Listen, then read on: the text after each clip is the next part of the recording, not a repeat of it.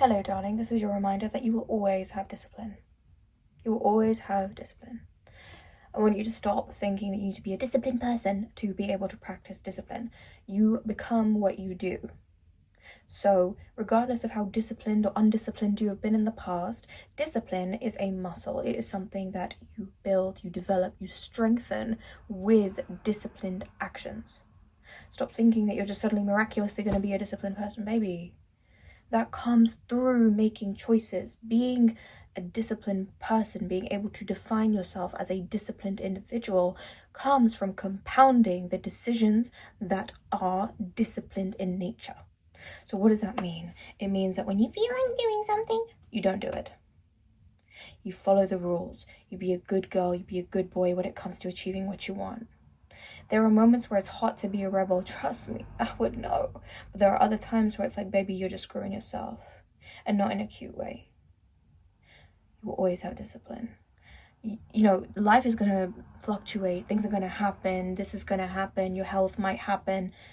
But if you can make choices, because you can make choices, you can. You may not feel like you can, but you can make choices. Most of us can make choices. We can make better ones. If you can do that, then you'll get to where you need to go. You'll get to where you want to go because you have something reliable. Motivation is never something worthy of being relied upon. Discipline, your ability to practice the decision of discipline is something that is worthy of being relied upon or relied on. Whatever. You get my point. See, I can't trust how I'm going to feel a week from now. I don't know. This past week, I have actually gotten my period, but I've been feeling down because I've ended something with a guy who I actually really, really care about. And he's an absolute sweetheart.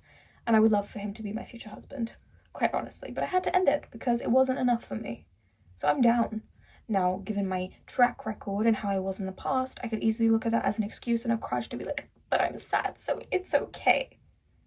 If you've seen the rest of my channel, you see how often I can get sad. Now, if I use that as a crutch every single time, I don't think I'd get anywhere. Because do I care more about consoling my feelings in the time being with comfort? The comfort I grew up knowing? Or do I care more about the goal that I know is going to provide me with genuine satisfaction, fulfillment, and joy in this lifetime? If I keep consoling myself with comfort going for the former, well, that's guaranteed depression. It's guaranteed getting nowhere.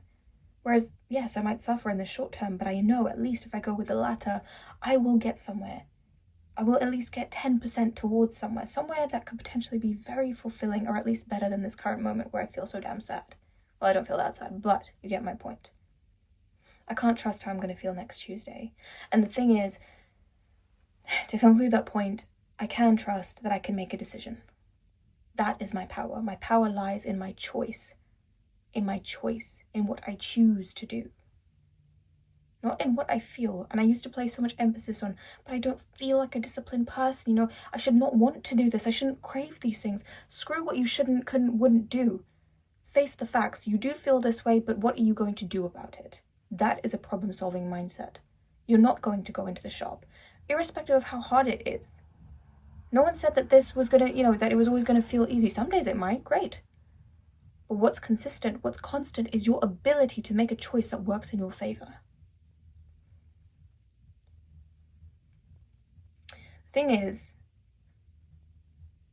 there's a never-ending list of excuses. I'm not saying this to criticize you or to judge you. It's just truly, I've tried and tested, and yeah, okay, today it's this reason, and then the next day there'll be another reason, guarantee you. Because if you want to find a reason to fuck up, you will. If you want to find a reason to betray yourself, you will. But if you want to find a reason to keep going, you equally will. It's a mind game. And I want to remind you that you are powerful. You are the one with the power. Every time you make the difficult decision, every time you practice discipline, not embody, I'm so disciplined, I'm this, that, and that. You don't need to, if you want to affirm and it helps you, great. But it's not about how you feel. It doesn't even have to be about your beliefs. You can believe that you're the least disciplined person in the world, but you can still make choices that are disciplined. That's your power. How freeing and empowering is that? The more you practice it, the more you do that, the more coins you put, if you will, in your piggy bank of self-trust and self-belief and understanding that it's not so much about what you feel about yourself, it's not so much about what you feel in the moment, but rather it's about what you do. And that helps you to recognize your own power. And it helps you to realize that it was never, well, that thing doesn't actually have so much control over you anymore. It puts you in the driver's seat. Stop giving sugar or that greasy food or that this, that, the other, etc. the power. You're the one with the power. You. So many of us want change, and I guess we deep it too much. Is that the right way to say it? Like we think we've got to have this monumental shift. You really don't. You really don't. It's just about forcing yourself to adapt to a new structure, a new environment. So the way that you create that environment is with boundaries. And the boundaries are, I'm not going to do this anymore. And you just don't. You just don't. You just don't. And you just don't. That's it. That's it. I'm not going to stand here and lie and say that it isn't challenging or that we don't have other things that contribute, but the bottom line is the same for all of us, irrespective of how difficult our lives have been, irrespective of what's going on today, irrespective of what so-and-so said and what our mother said and what our father said when we were growing up. Irrespective, you are the product of what you do at the end of the day. You want to be a disciplined person. Do you make disciplined choices? Your goals don't care about your trauma. They don't discriminate. You know, you don't get extra points because you found it extra hard. You might learn more, for sure. I mean, I've learned so much, and I can provide you guys and anyone else that wants to learn through me value in learning and through the more emotional, more complex struggles of it, for sure. But the bottom line is, it doesn't matter if I'm Mahika or if I'm flipping Harry down the road. Whoever is making the disciplined choices again and again will be the far more disciplined person, irrespective of what the backstory is.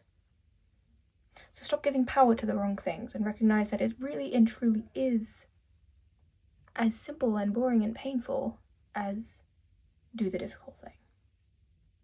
And then do it again. And do it again. And do it again. And then one day, you might be able to get to the point where you can say, hey, no, I am a disciplined person. But don't go waiting on that identity to come knocking on your front door. That day may never come. Start with today. Start with that choice right in front of you. The moment you get an inclination to be like, oh no, maybe I shouldn't make that choice, don't. See how it feels. Let it suck and try it again. Maybe even keep quiet about it. Keep it to yourself. And as they say, work hard in silence and let success be your noise. That can be fun. That's enough of a ramble, but I want to remind you that you can do it. You are the powerful one. Don't forget that.